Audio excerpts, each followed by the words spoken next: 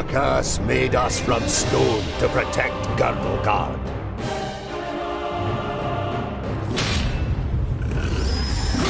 Against orcs, ogres, and all the other beasts of Tion. We are the guardians of Girdlegard. We are the children of the Divine Smith. We are the Dwarves.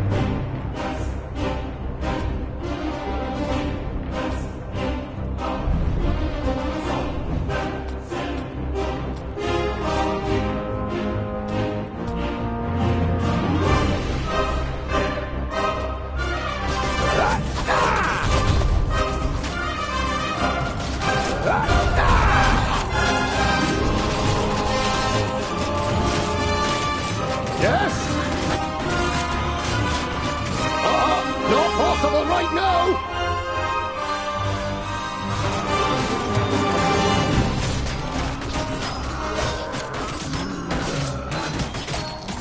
That's that!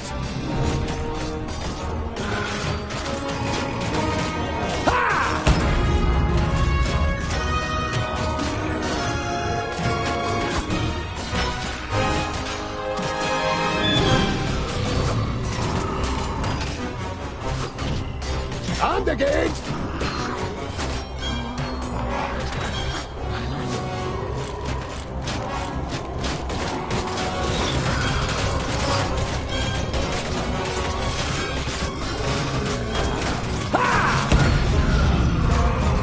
That's that!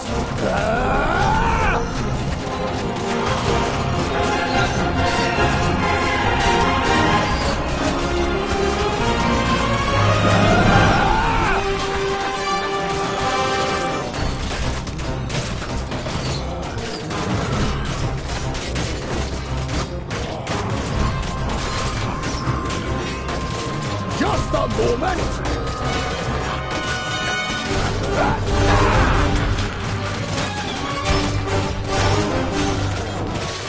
And stay dead!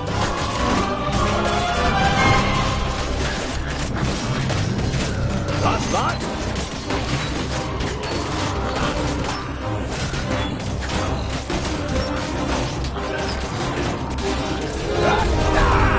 Glandolin! A present from the workshop!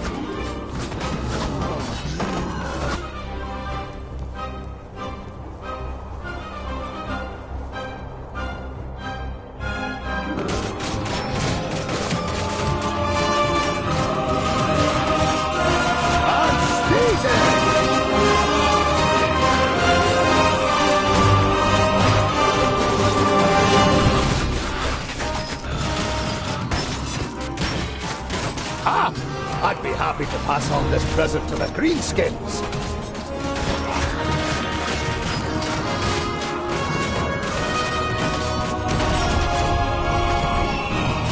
That's that.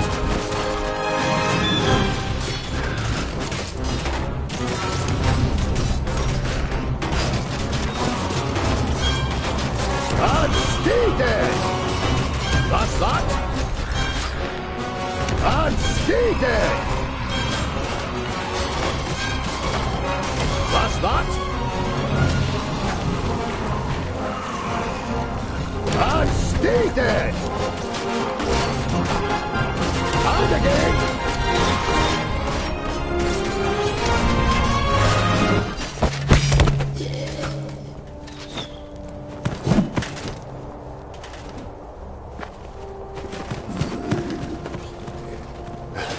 My king! What are you doing here? Giselbert I, the father of the Fifthling clan, has not been on the front line of battle against the creatures of Tion for many cycles. The king surveys the battlefield and the defenders with a grave expression. We are too few. This you know as well as he does. But there will be no reinforcements arriving. Hundreds of brave warriors lie inside the fortress dying. The illness is running rampant. It brings weakness and death. Stay at your posts.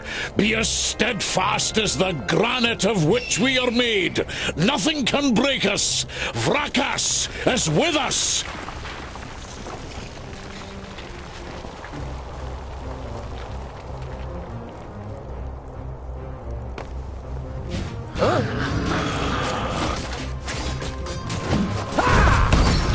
Hammer time! Be off with you. Yes?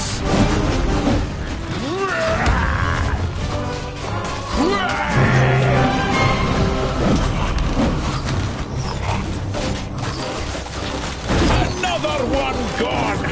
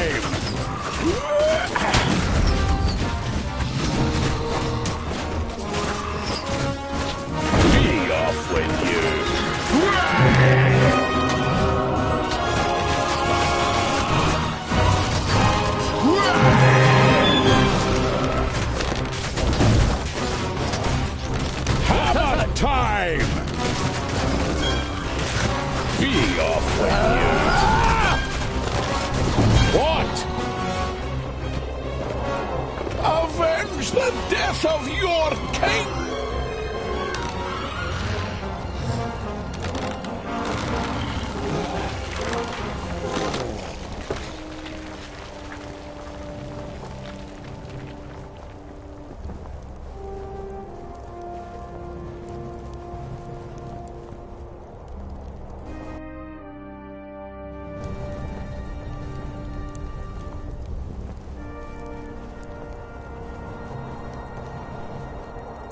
Yes?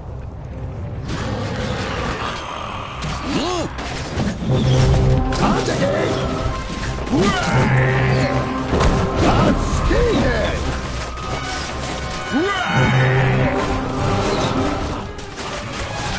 Hammer time!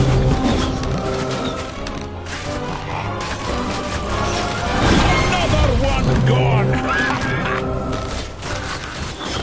Huh?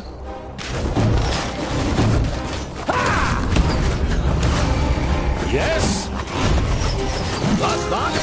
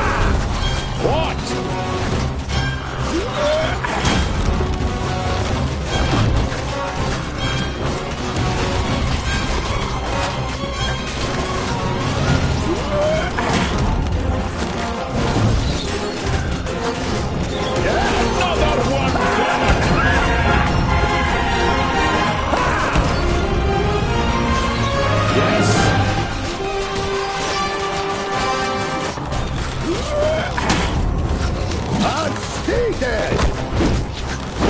Be off with you! Hammer time! Another one gone!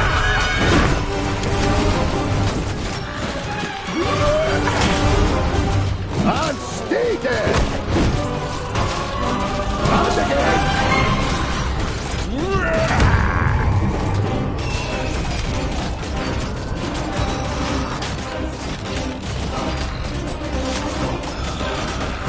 Yes?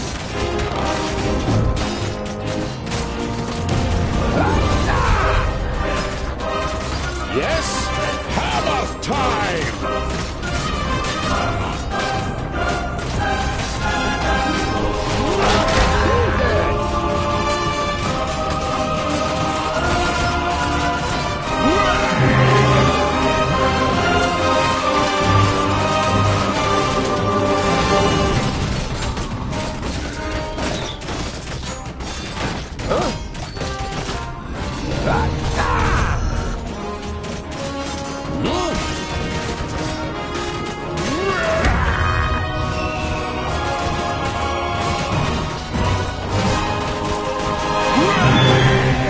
Yes?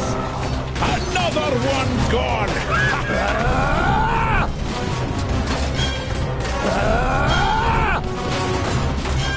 Yes?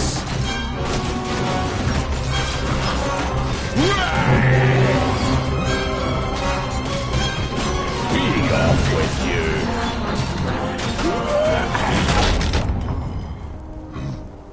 These are the ones who attacked us in the tunnels. We suffered great losses beating them back.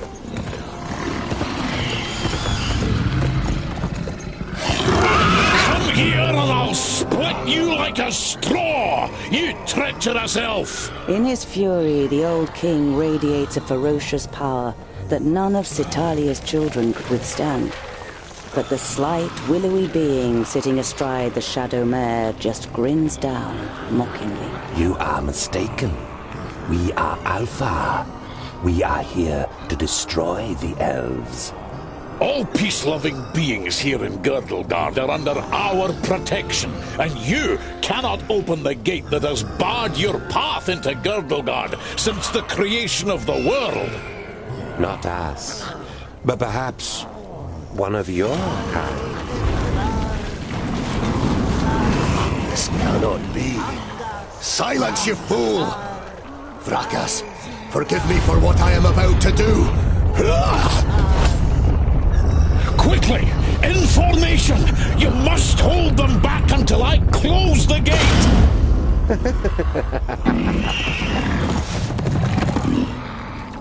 Huh?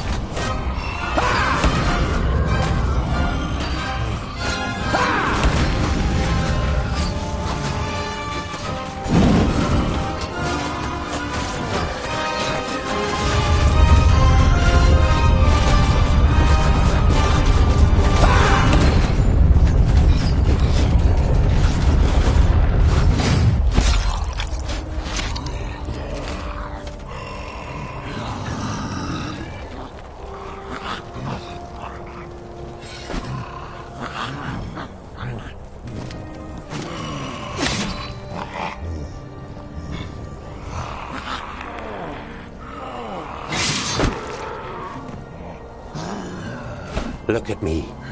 I am Syntheras, the Reaper of your death. I will take your life, and the land will take your soul. Get out of my sight, pointy ears. and let me delight at the closed gate a little longer. The gate may have closed, but when you rise again from the dead by the power of the land, you will be one of us, and you will open it. Never! My soul belongs to Vrakas. No. Your soul now belongs to the land, and henceforth you will belong to it forever. Now die, and return. Then hand us Girdlegard.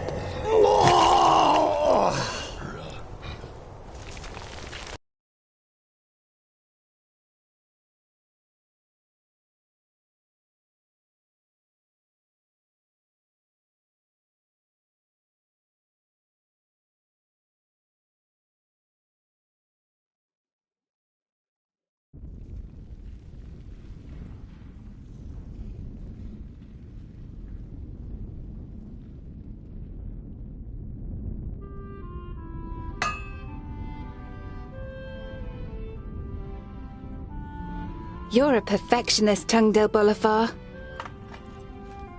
I've got a reputation to uphold. If you can't rely on the metalwork of a dwarf, what can you rely on?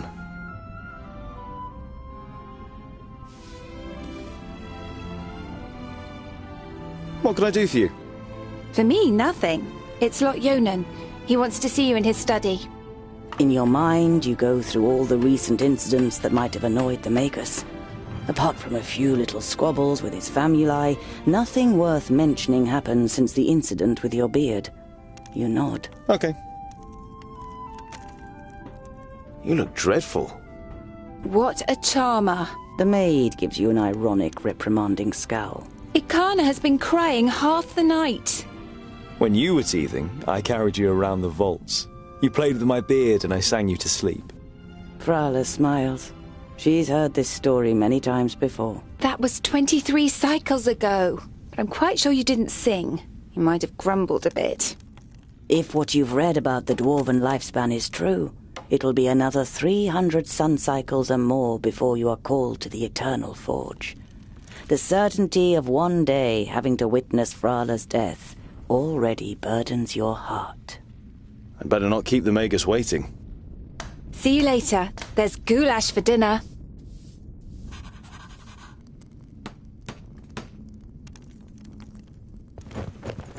This is where you swung the forge hammer for the first time 30 cycles ago. No one taught you the craft. It was enough for you to watch Lot Yonan's old smith at work. Whenever the workshop was empty, you practiced and quickly mastered the craft with ease. There was a time when you could hardly lift the heavy hammer. Now you barely notice it anymore, and it feels like an extension of your arm. Smithing is in your blood.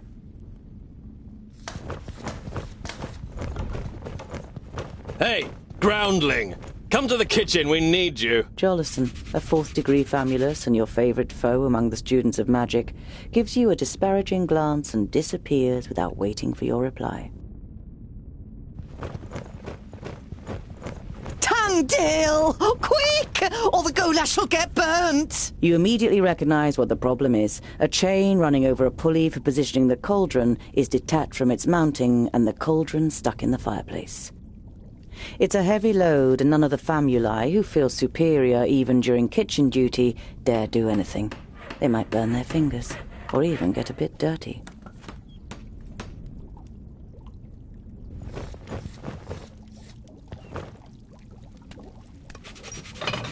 It'd be a waste of goulash. And I'm hungry. Here, hold this. Do you remember when you dyed my beard with some magic spell? I had to shave it off. You stroke your beard, which is unusually short for a dwarf. Damn it! Ah, it's heavy! The young human forces through his pursed lips, letting the pot sink a little. Don't you dare ruin my goulash, boy! The cook with beefy forearms glares at the young man, and after a brief moment, he tries harder. With as much concern in your voice as you can muster, you say, Oh, no, this doesn't look good. You're pleased to notice he's dripping with sweat. I'll get you back for this, groundling!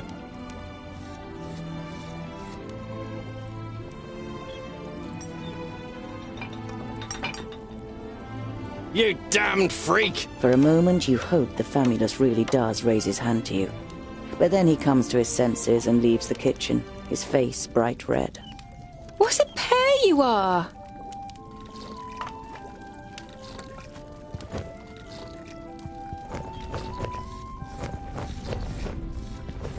Do you know what Yonan wants?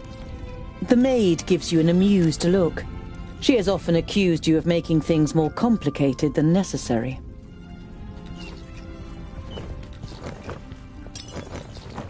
Vegetables, bread, cheese, but the cook is not to be trifled with. Many painful knuckles have taught you that she knows how to handle her heavy wooden spoon, and that she may possibly have eyes in the back of her head.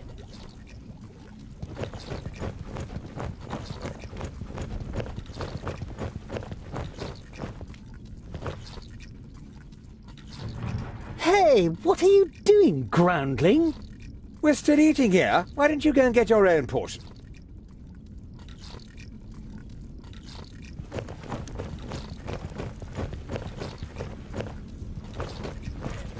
Of the 200 or so people selected to learn the art of magic under Lot Yonan, there's barely a handful of them you can stand the sight of. You're not at all interested in magic in all its elusiveness and whimsy. Your realm is the Forge.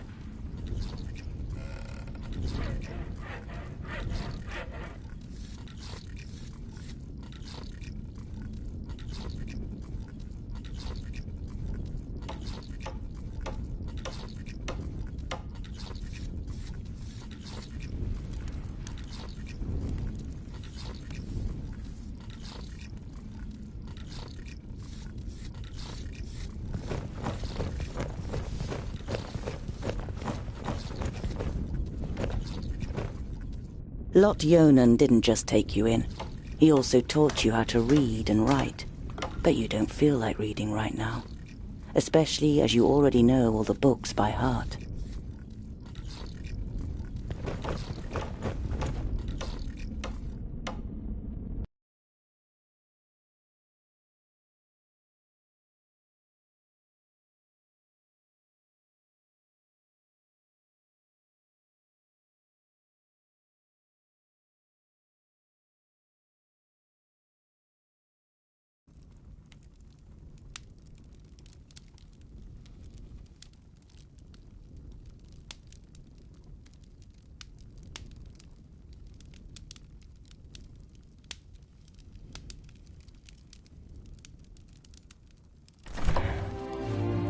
Master Lot Yonan, Frala told me you wished to speak with me. Ah, Tungdil, come in. There is a bag over there in the cupboard. Take it out, please. It contains artifacts belonging to my former Famulus Goren. I wish to return them to him. He's in Black Saddle, 300 miles away. 300 miles? That's a long journey. Who are you going to entrust with this? I was thinking of you. Me? There is no one better to take on this journey. You have acquired much knowledge. You are almost a scholar. You know more than most famuli about Girdlegard and its inhabitants. It is time for you to go out into the world and see it with your own eyes. With pleasure. What's in the bag? Magical devices. You better leave the bag closed if you want to avoid any accidents. Dwarves don't really like magic, and magic doesn't like you either. Rakus gave us so much craftsmanship that there's no space left in our bodies for magic. Strictly speaking, every time you've been too close to magic, it has ended in catastrophe. Perhaps I'll meet some dwarves on my travels. Yes, perhaps. But don't hold out too much hope. And be careful who you talk to. Not everyone out there likes dwarves. Yeah, goblins. They abduct baby dwarves and sell them to magi, from what I've heard. Not the best bit of business I've ever done. But what was I to do? The Longnoses threatened to throw you into the nearest river.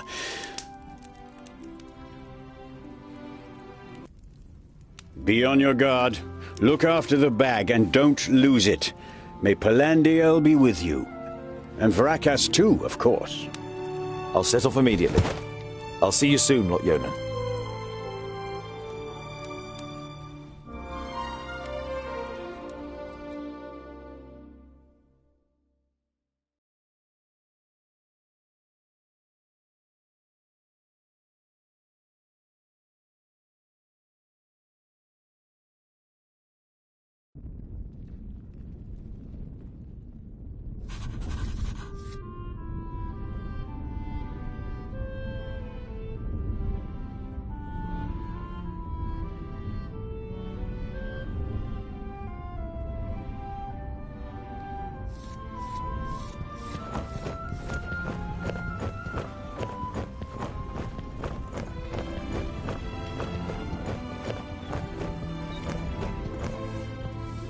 Hello, Frala. I need provisions for 300 miles. You're grinning from ear to ear. Finally, you've got the chance to see something of the world. 300? Tungdil, that's no errand. That's an epic journey. Wait, I've got just the right thing. But make sure the cook doesn't see. I'm going to Blacksaddle to return a few things to a former apprentice in the Magus. You pocket the rye bread, sausages, and ham. Enough food for the first few days of your journey. Perhaps I'll even meet some dwarves on the way. Frala throws you a cautious glance. It's a tricky subject that you can't help but broach. There aren't dwarves down here. You're the only one in Iderslane, as far as we know. I know, but I can't just have been born out of a rock. Somewhere in the mountains, I have a clan. Maybe even a family. Yes. Maybe. Frala has reminded you more than once that Lot Yonan wrote to the dwarf clans, and none of them were missing a dwarf boy. I've got a present for you. You take out a symbol of protection that you've carefully made from 3 horseshoe nails. It's not the finest jewellery in Girdlegard. One look at Frala's face makes it clear that it doesn't matter. She glows with happiness as she takes the pendant. For me? But why? Because you don't see me as an oddity, and you're like a little sister to me. You could have said. But you settle with a shrug and a crooked smile. I have to go. I've got a long journey ahead of me. I wish you the blessing of Palandiel and Vrakas to protect you from all danger on your journey. Here, a talisman. Whenever you look at it, think of me. Frala winks at you mischievously. And of getting me a nice present.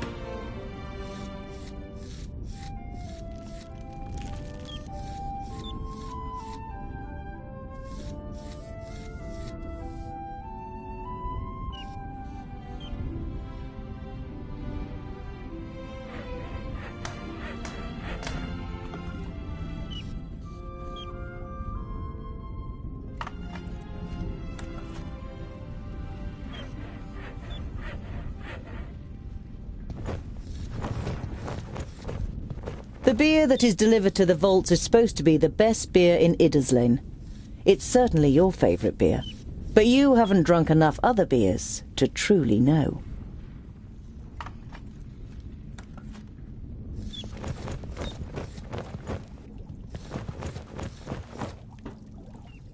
The goulash is bubbling in the cauldron. You draw the warm air in through your nose, and the smell makes your mouth start watering.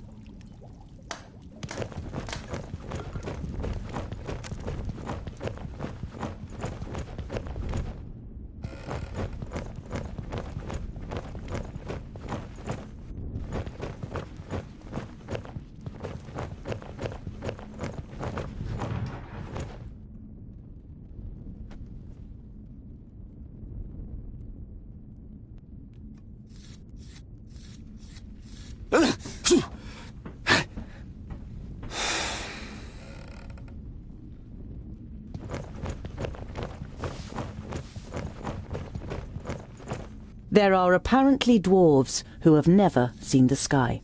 And you too feel more comfortable when you have rock over your head. If only you didn't long to see more of the world, a longing that grows stronger with every year.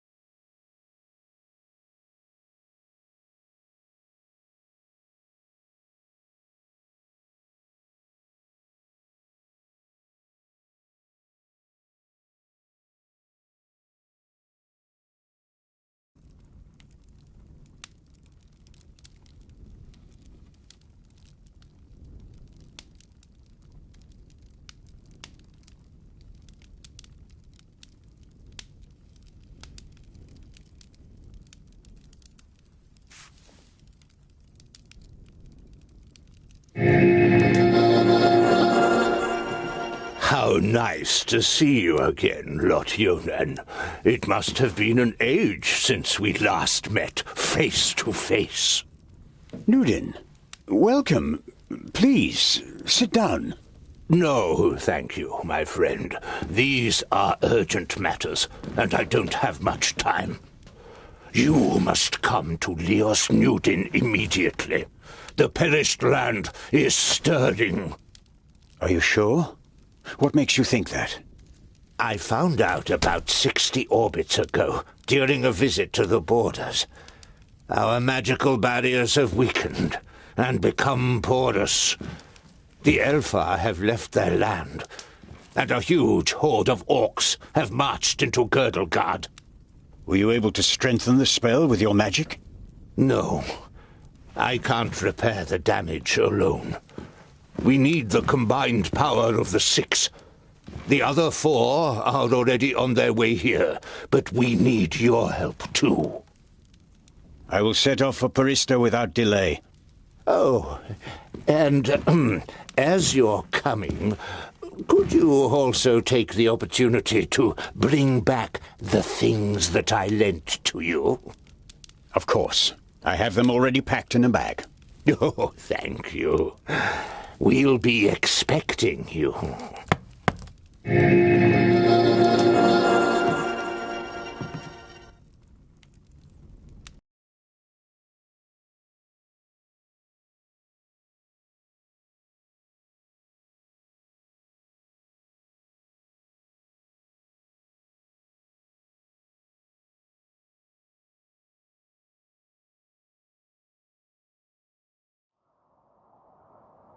Utterly blinded by the sunlight, you squeeze your eyes tightly shut after only a few steps. The time spent underground has made you so sensitive to light that you're forced to seek shelter in the shade of a mighty oak.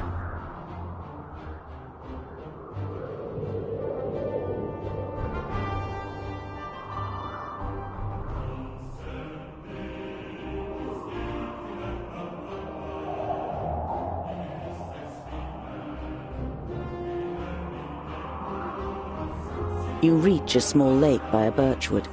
Your feet hurt and your eyes still sting in the unaccustomed sunlight, but a smile spreads across your face nonetheless. You've covered a decent distance on the first day of your big journey. You pitch your camp and lie down to sleep on the hard forest floor. When you awake in the morning, your legs are stiff and achy. Trying not to feel sorry for yourself, you throw your rucksack over your shoulder. You're a dwarf, and dwarves don't complain.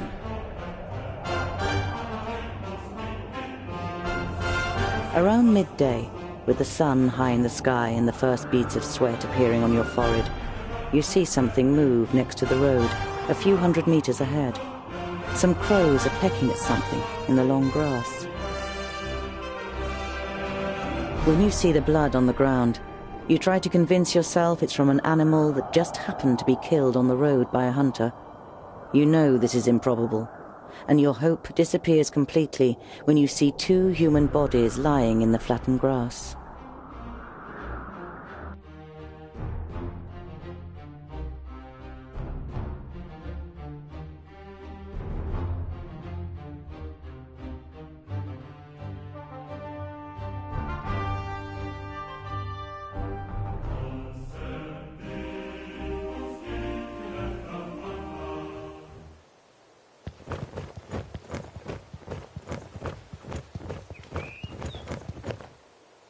You don't see any signs of a struggle in the area where the corpses are lying. Were they stabbed by a companion? A stranger could hardly have crept up on them with such sparse cover.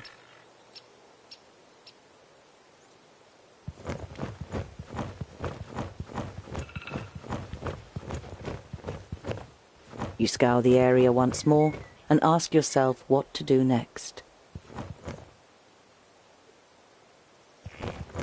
You scour the area.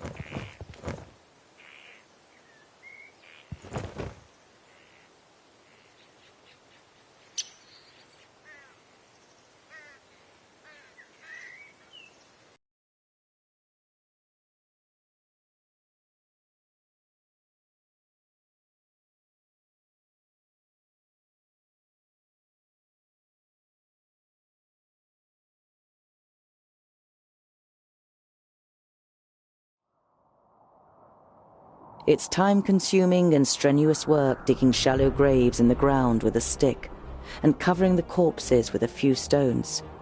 But it should at least keep the crows from their feasting for a while. You continue on your way so as to put a few more miles between you and your grisly find before night falls.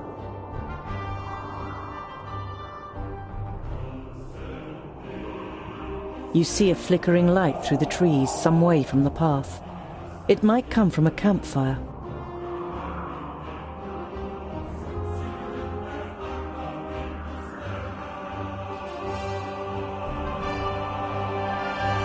You creep through the undergrowth towards the fire, but can't prevent your armor from clattering and small twigs from breaking under every heavy step you take. You curse quietly to yourself, but go on until you can see what's going on. 3 broad-shouldered men with axes sit at a campfire, on which 2 rabbits are sizzling. It's only thanks to the fact that the men are joking loudly with one another and not paying attention to their surroundings that they haven't discovered you yet.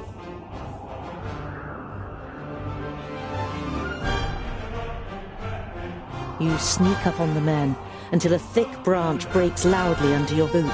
You realize, terrified, that the men's voices have fallen silent. The men jump up and grab their axes. Who's there?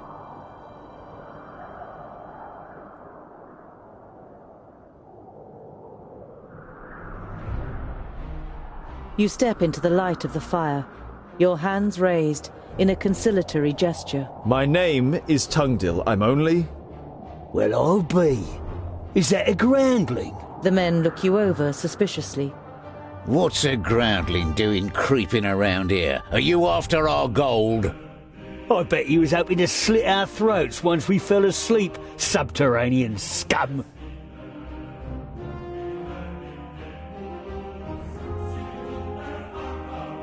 Your heart is pounding, and you confront the man a little more courageously than you feel. I'm no thief, and I'm certainly no murderer. I only wanted to see if... Pah! All groundlings are thieves and good-for-nothings. You find it difficult to take control of your voice again. Have you met many dwarves? Enough to know that you're all dirty thieves.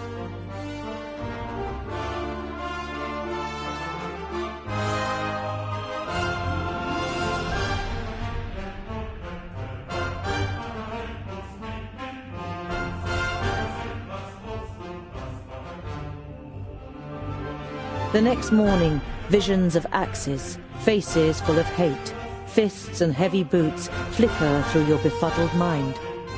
Your first attempt to move fails when pain shoots through every bone, every muscle, and every nerve in your body.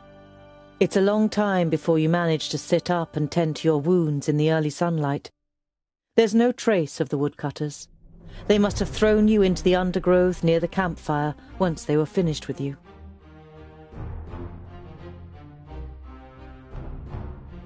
You reach the banks of the Warder and can see Axeldale on the other side, but there isn't a bridge for far and wide. The fishermen's boats glide over the water, which sparkles in the sun. None of the men seem to notice you while they throw out their nets.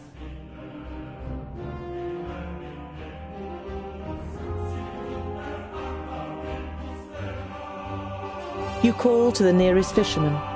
He looks across at you briefly before turning away and getting back to his work. You're going to have to find another way of crossing the river.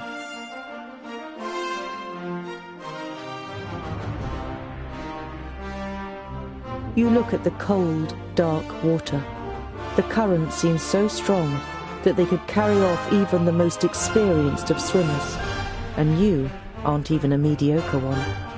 You once read a legend in a book. Elria, the goddess of water, did not like the children of the forge and cursed the dwarves, so that they would drown in any waters beyond their kingdoms. The main reason that dwarves avoid water to this day. You leave the peaceful banks of the river behind you and continue on your way.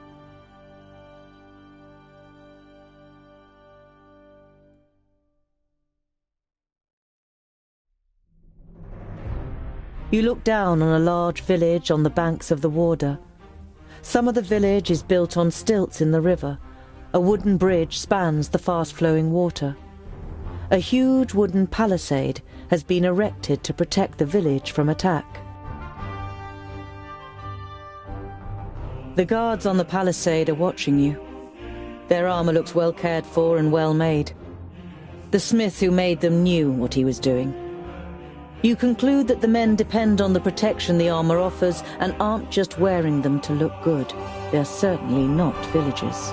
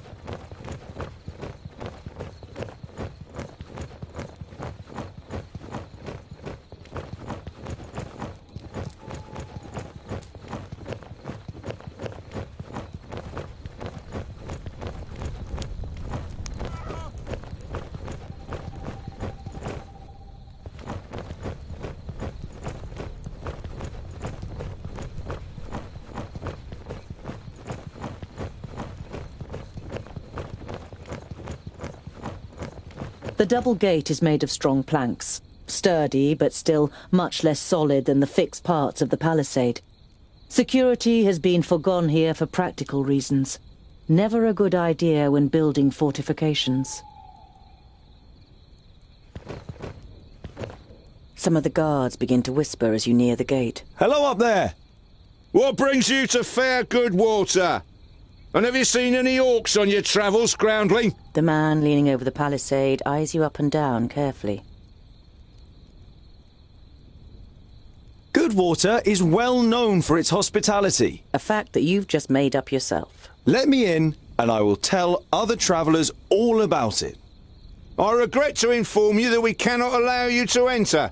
The gates stayed closed once night has fallen. There is certainly no regret showing in the man's face.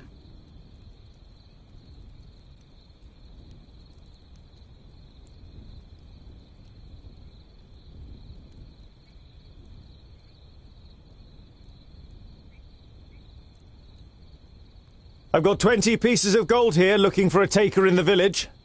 Ha! One of your folk might leave his post for 20 pieces of gold, but I say, clear off, groundling. The gates stay closed until tomorrow morning. But...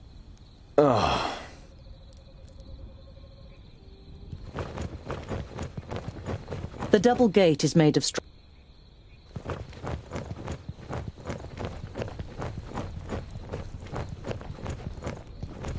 You think about waiting by the fire until the morning.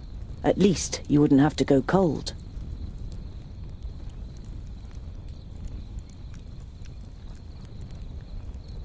You hardly slept a wink during the night, jumping at the slightest sound. At least I wasn't cold.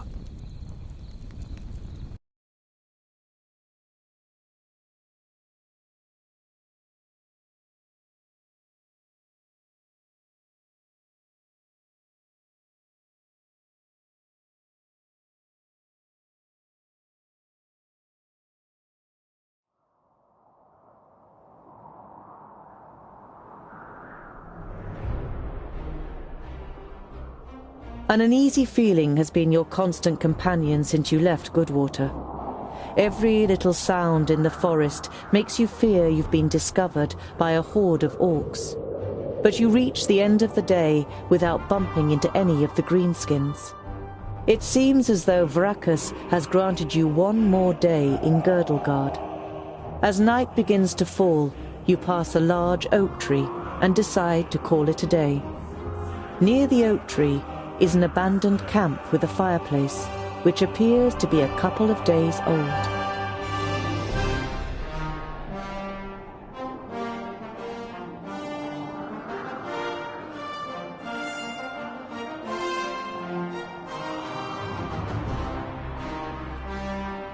You take over the abandoned camp. Whoever slept here before clearly left again without any problem. You see that as a good omen, but don't want to rely on your luck and force yourself to stay awake. Some hours later, you jolt from an uneasy sleep, and terrified, you look around you. Relieved, you notice that the forest all around is just as calm as it was before.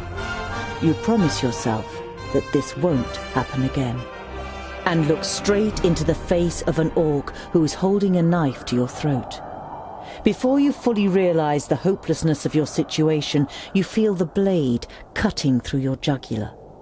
The last thing you see is a group of orcs baring their teeth coming towards you.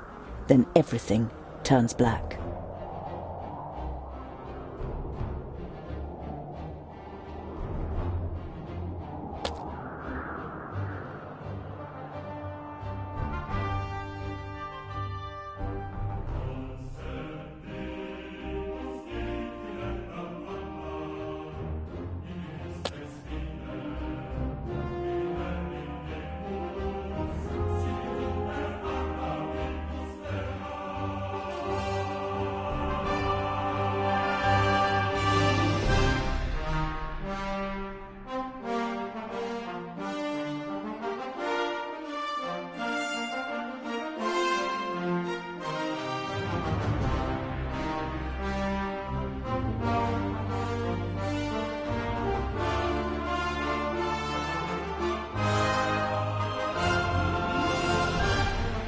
An uneasy feeling has been your constant as night begins. You swing yourself up the trunk and then pull up your baggage after you. You're prepared to sleep in a tree like a bird if it means escaping the orc's attentions. You sling your rope twice around your stomach and the trunk of the tree to stop you from falling accidentally. You close your eyes and dream. You see North Pass and smell the fresh, icy wind that sweeps over the peaks of Great Blade and Dragon's Tongue. But the harmony is interrupted by the hideous roar of an unending flood of orcs throwing itself unceasingly against the fortification. You smell the disgusting green blood of the orcs and taste the rancid fat of their armor on your tongue. The bitter taste becomes stronger until it's unbearable and wrenches you out of your dream. You open your eyes and are surprised at the brightness as a glance at the sky confirms that it's still night. Your eyes move towards the ground, and what you see makes the blood in your veins freeze.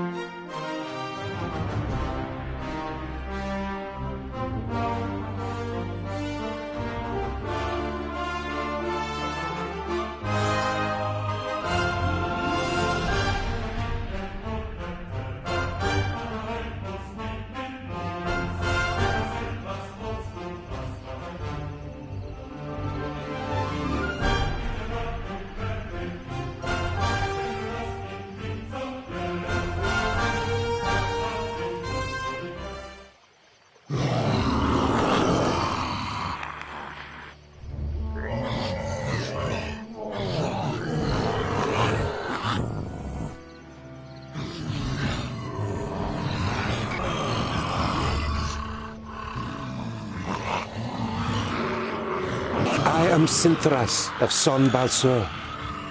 My master, Nod On the Doublefold, ruler of the perished land, has elected you, the lords of Taboribor, to be the sword that conquers the south. You mean you want us to put our necks on the line and be killed by some magus? Lord Yonan and the others will be taken care of. Your task is to create a diversion in the south until my master's plan succeeds. And which of us is the leader? The one that conquers the most land. So Kragna will be the new Grand Lord. He glares at Ushnots and Bashkuk. The Kragnar Shore tribe will conquer the most land. Never! We will overwhelm the cities of the Red Bloods quicker than you can suck the marrow from a bone. We shall see. You can't believe what you're hearing. If the beasts of Tion ride into battle together, catastrophic cycles lie ahead for Girdlegard.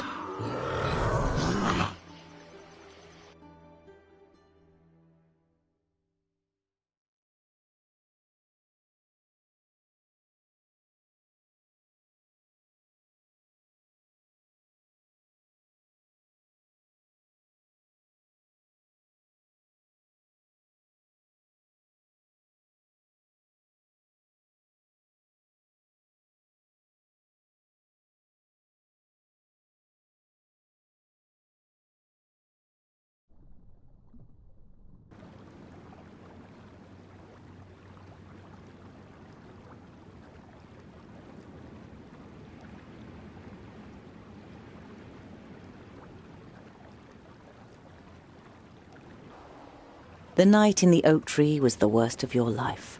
You spent every single moment afraid that you would be found and savaged by the orcs.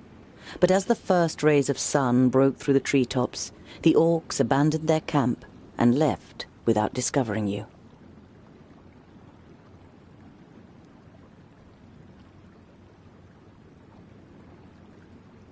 Better safe than sorry. Your eyes scan the deserted camp, and you listen carefully for any noise.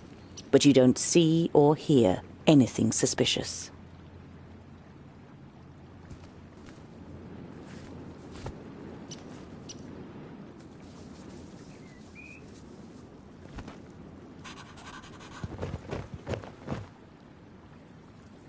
Ugh. You're overcome by the urge to vomit.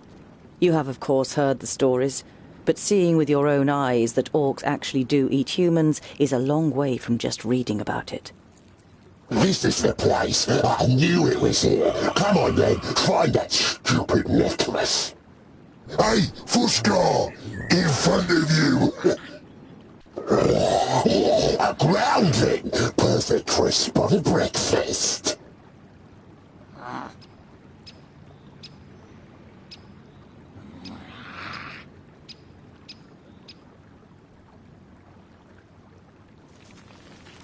You know that you're no warrior, but you want to face the orcs as a child of the Divine Smith. Perhaps you'll manage to kill at least one of them, so as not to appear so undwarven in Varakis' eyes. I'll give you something to chew on. Vrakas made us of stone.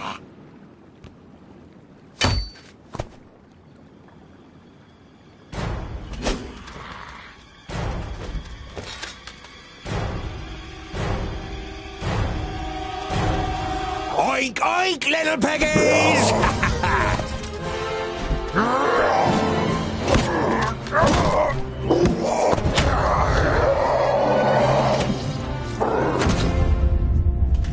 By Barrowin's beard!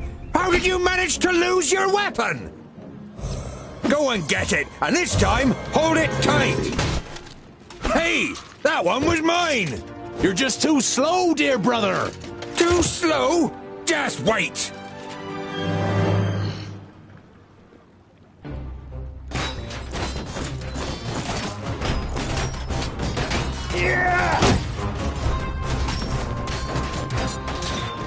Too easy! And what now? Yes?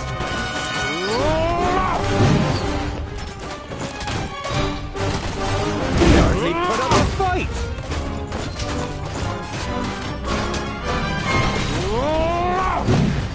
And again! Huh? What is it? Too easy! I didn't hit you very hard! Huh?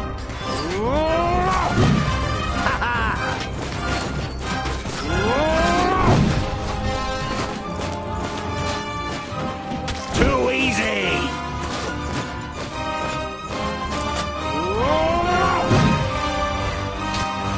I didn't hit you very hard! Ha! Ow! Another one bites the dust.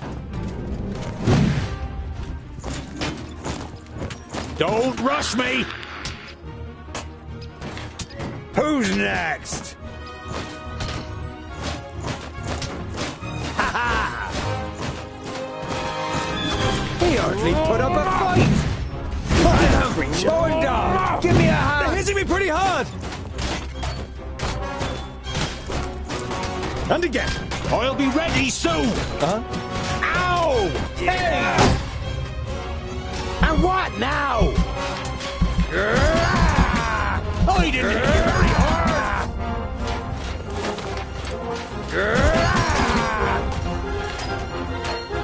What is it?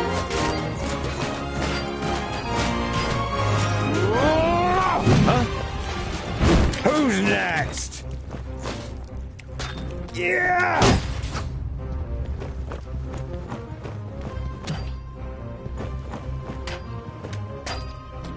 Yeah! Vile creature.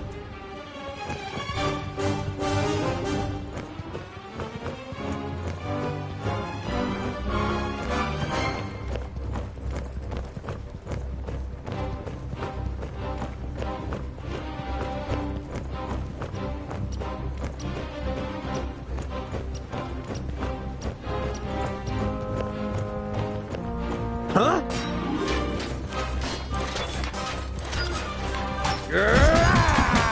Yes?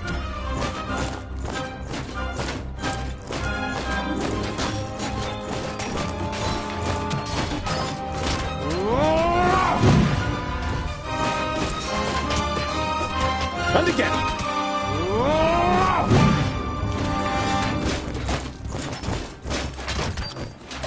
Yes? Yeah!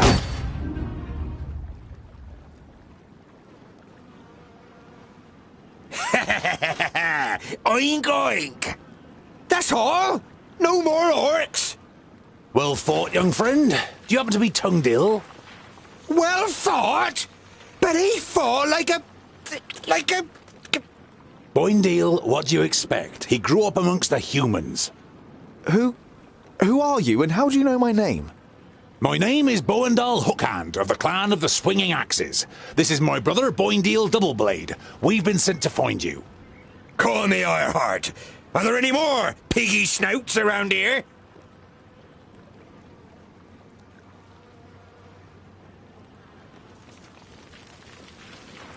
You turned up at just the right moment. But are you sure it's me you're looking for? The High King Gundrabur sent us to fetch you and bring you to Ogre's death in the Secondling realm in the south. So he received the letter from my master? And am I a secondling? Well, something like that, I guess. There was a meeting last night.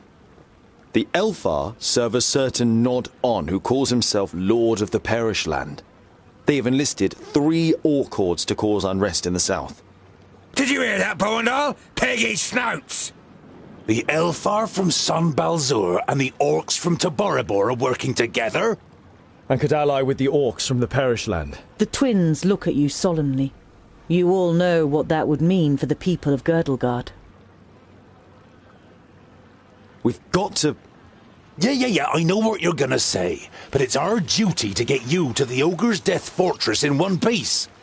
I thought the duty of dwarves was to protect the innocent in Girdlegard. Lot Yonan and King Broron will take care of the orcs. We 3 must be careful. You're not exactly a warrior. But he has broad shoulders and broad hands. There's hope for him yet. So when you've got the chance to split a few orc skulls, you should take it. I would be happy to follow you into the realm of the Secondlings. In truth, there is nothing I would rather do. But first, I must travel to Blacksaddle and return some things to a former famulus of Lot Yonan. Blacksaddle isn't exactly on our way. It's on my way. We can head south as soon as I've carried out Lot Yonan's orders. Well, he's certainly got the stubbornness of a dwarf. Perhaps we'll be able to make a real dwarf of him on the way. All right, we'll accompany you. The sooner we find that famulus, the quicker we can get back to the mountains. I'll have to send Lot Yonan a message by carrier pigeon on the way. And if we happen to stumble upon a couple of orcs... I like you, but we'll have to find you another name. Bolafar. It's about as good as Lipsmith, Paddletosh, or Blufflegrump. It is stupid, senseless, and definitely not a name of honor. What are you good at? I'm good at reading. Reading? You're a scholar?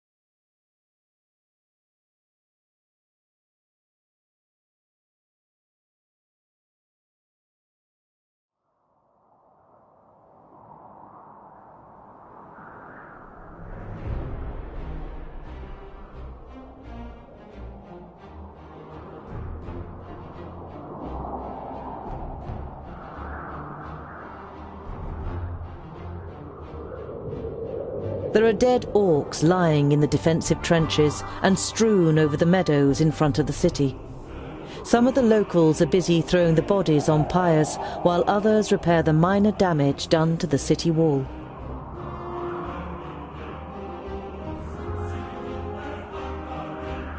You enter the city and the garrison at its centre without being spoken to. It is only when you reach a heavy oak door that leads, you assume, to the commanding officer's headquarters, that you are halted by a guard. Dwarves, eh? Seems we aren't to be spared anything these days. What do you want?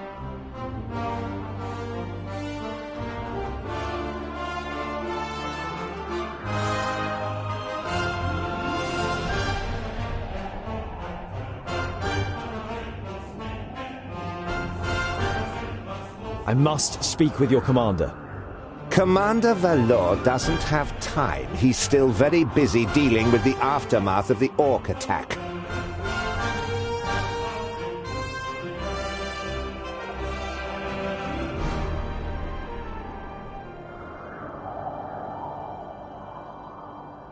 Commander Valor is dealing with the orc problem, and I have important information concerning it. I witnessed a meeting of the orc lords. The guard eyes you with interest and tries to judge whether you can be trusted. Finally, he stands up, opens a door, and enters the room ahead of you. The commander looks up from his work. The guard repeats what you told him. Your information about the orcs could be useful. We have fought them back but not yet defeated them. Come in. The commander listens attentively and now and then asks questions as you tell him about the 3 orc armies and the meeting of the chieftains with the Alcinthoras. This sounds very grave. I will send out messengers. We must be prepared.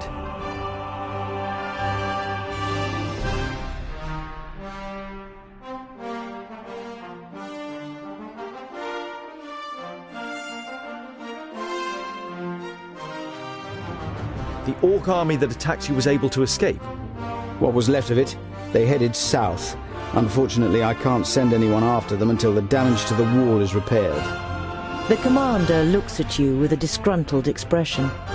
It suddenly seems clear to him who he has standing in front of him. If you're interested, you could try and wipe out the mob that got away and collect the bounty. Killing pig noses and getting paid for it? Where's the heads? You grin at Boindil and then turn back to the commander. We'll see what we can do. We must press on. Farewell, Commander Valor. Kill as many orcs as you can, dwarves. Palandir will be with you.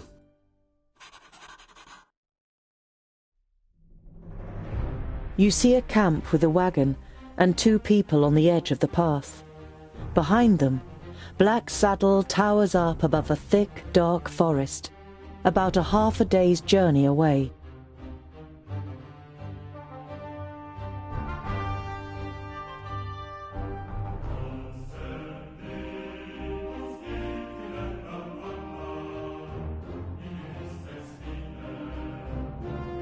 Two horses are standing near the covered wagon, grazing.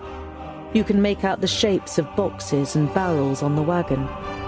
The 2 humans are wearing smart clothes and are sitting next to a large campfire. They don't seem to have noticed you yet. You don't want to give them a shock, so you address them while you are still a distance away. Hello, friends. Is there any space by your fire? The 2 traders look up and visibly jump when they see you 3 dwarves. Ah, hello. Yes, of course. It doesn't escape your attention that you seem to be causing the traders some uneasiness, but you take up their offer and sit down. The twins follow your example. We're only travellers. We're looking for someone who's said to live on Black Saddle. A hermit. Someone who lives here? The traders exchange amazed looks. If they live here, they must be mad. Normally we wouldn't stop and rest here, but the horses are too exhausted. Our departure from Parista was delayed, and we must have driven them too hard.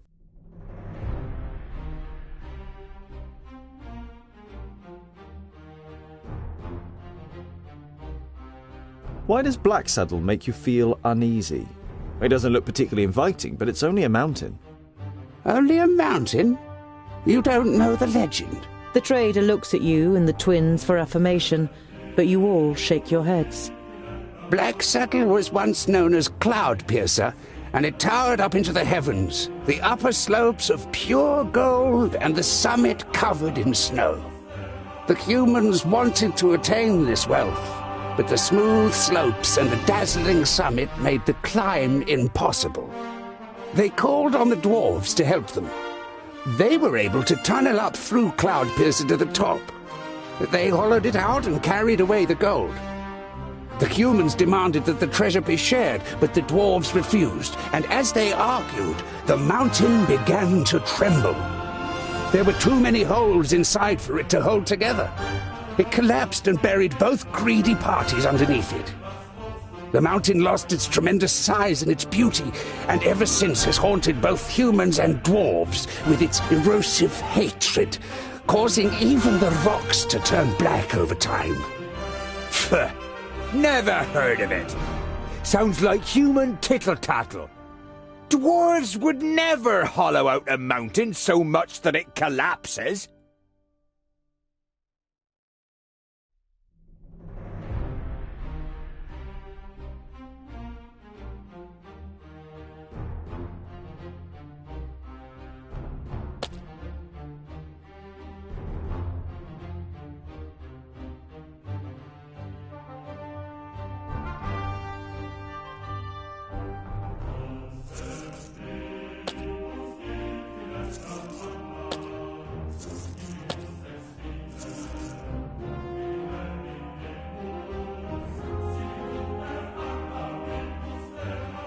You come from Parista. How are things there? No news to speak of, I'd say. Well, except for Nudin the Knowledge Lusty. You know Nudin the Knowledge Lusty. Lot Yonan introduced him to you many years ago during a visit. What about him? Oh, nothing really. Just rumours. You nod at the trader to continue. He's behaving strangely and disappears into his tower for days on end. Well, he looks ill, apparently. Well, that's what someone I know said. Perhaps he got a spell wrong. Later in the night, after eating together and some friendly conversation by the campfire, you all decide to sleep. But you take the first watch. It's a night in which nothing happens, and the next morning the traders set off early. After breakfast, you also continue on your journey.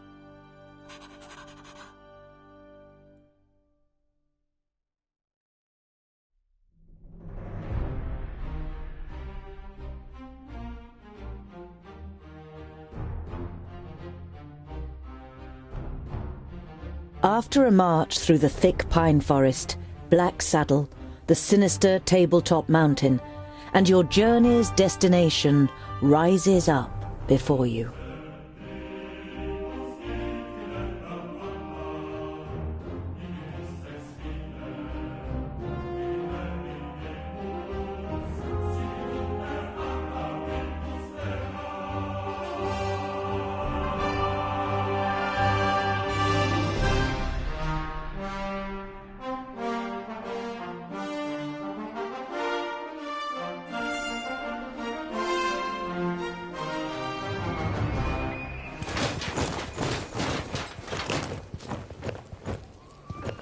Are you sure that the Famulus lives here?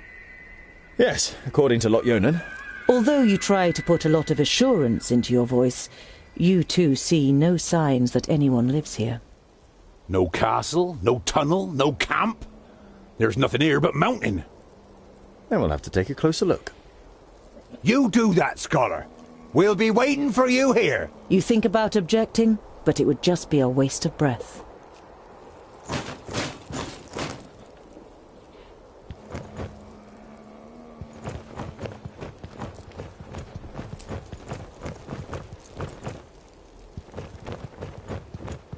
Even the dark evergreen forest seems to be afraid of the Black Mountain.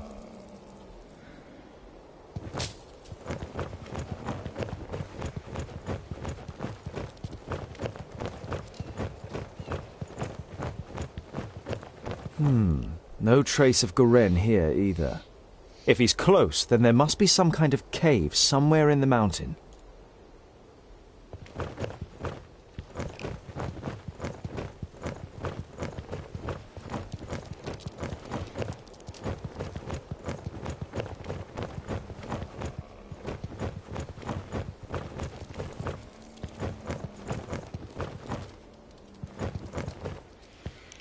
Found anything? A hidden camp? A secret doorway? Gold? No. Not yet.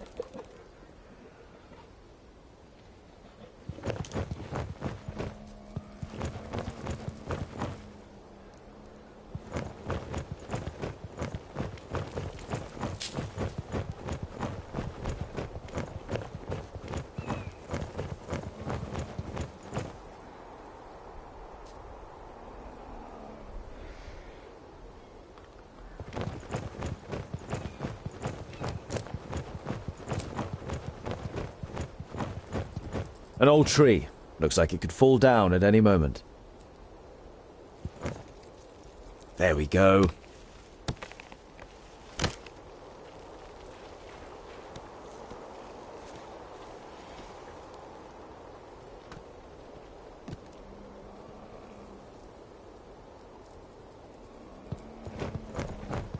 Too steep. I can't get a grip anywhere.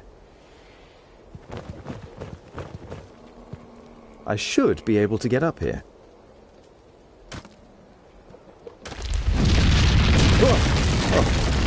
Phew. That was close. I hope this is all worth it.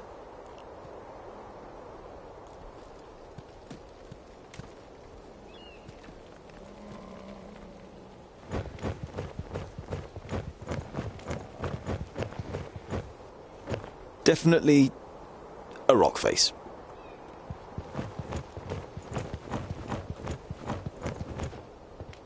There's something engraved on it. You realize with surprise that they are runes in the Dwarven language.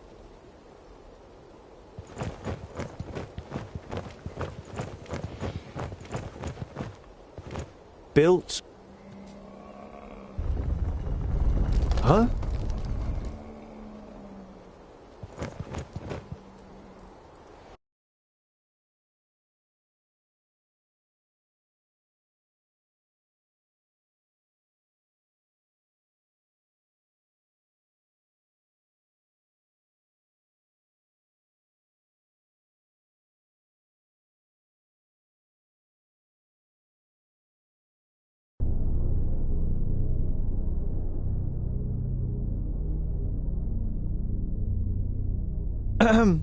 Hello?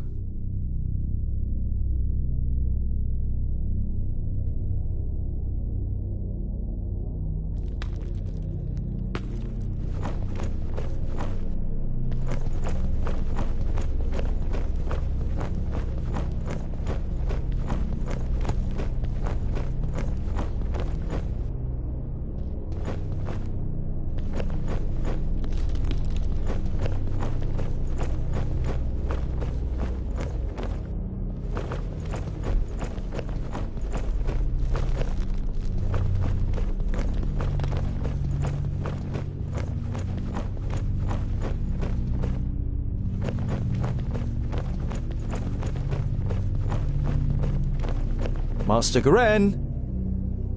Lot Yonan sent me to bring some items back to you.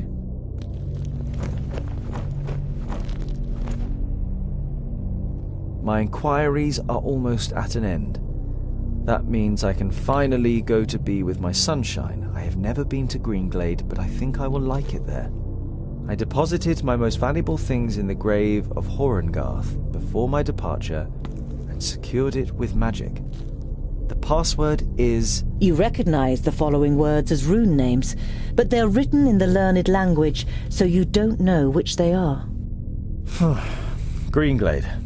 Oh, great.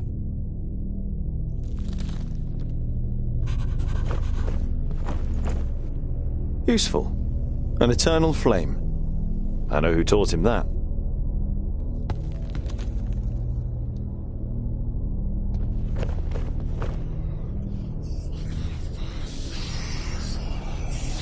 Hello? Is anyone there?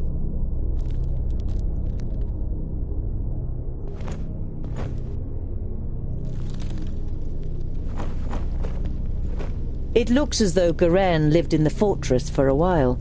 It also seems that he left several lunar orbits ago. It's not stealing, it would just be a shame if the provisions went off.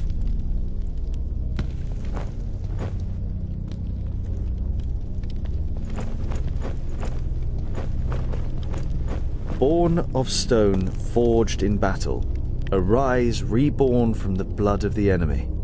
You're not sure if you really want to know what was once in this basin. The whole place gives you the feeling that a decent dwarf shouldn't hang around too long.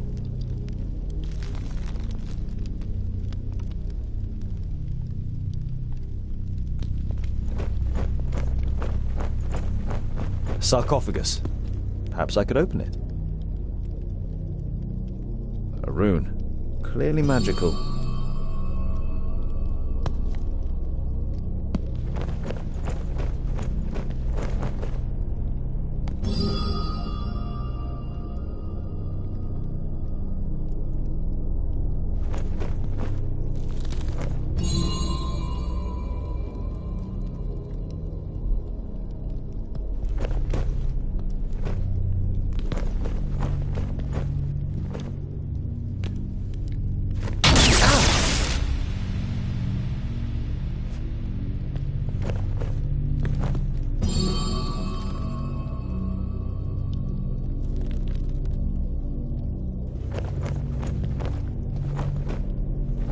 Graves. Could be buried here.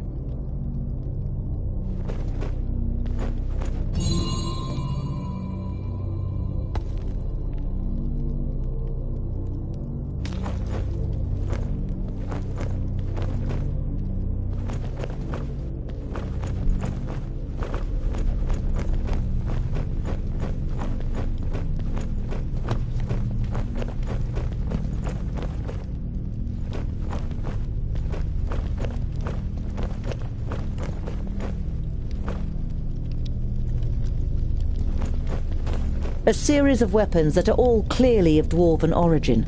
The spider webs and rust suggest they have been here for quite a while, maybe even centuries.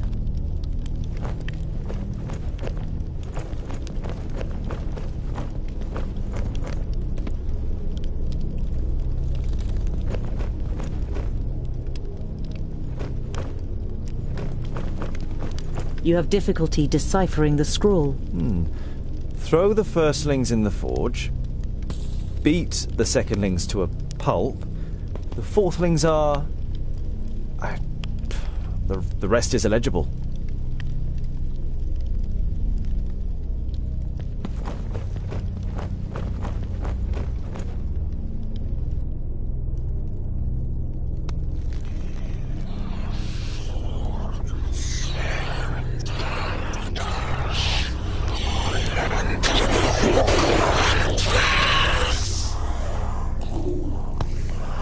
Earthlings, the fortress belongs to the dwarf haters.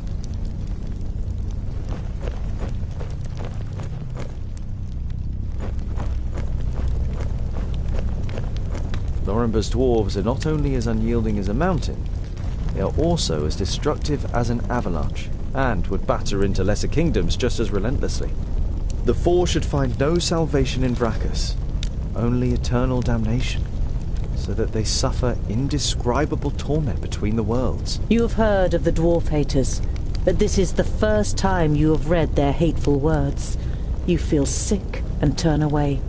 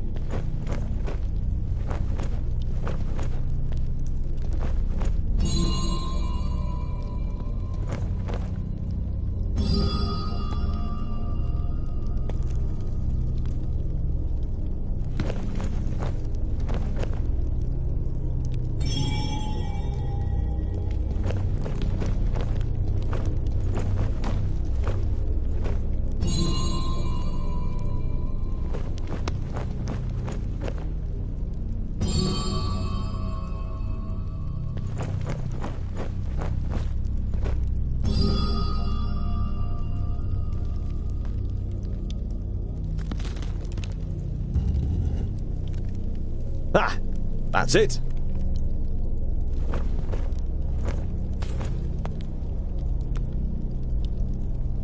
Goren's most valuable belongings. Letters from his lover, a silk scarf that must have belonged to her, and a medallion.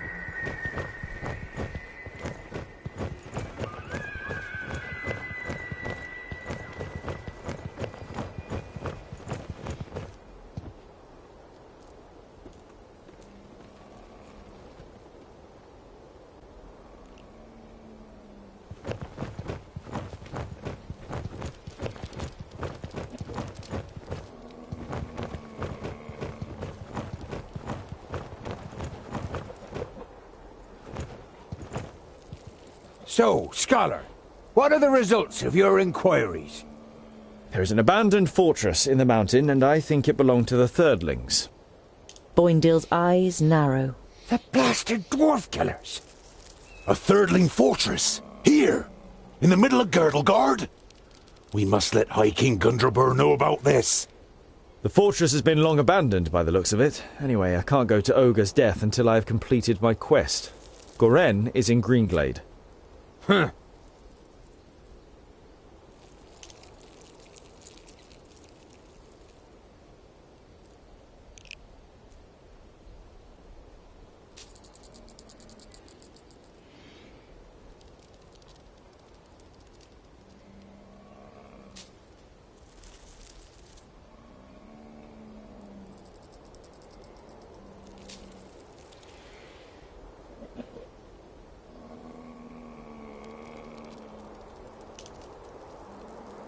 The High King? Why do you want to bring me to him? All right, then. It's about the choice of the new High King. Gandagar, the King of the Fourthlings, is with his entourage in Ogre's death and is supposed to ascend the throne. But our acting High King Gundrabur wants to prevent that from happening. He fears that Gandagar wishes to instigate a war against the elves.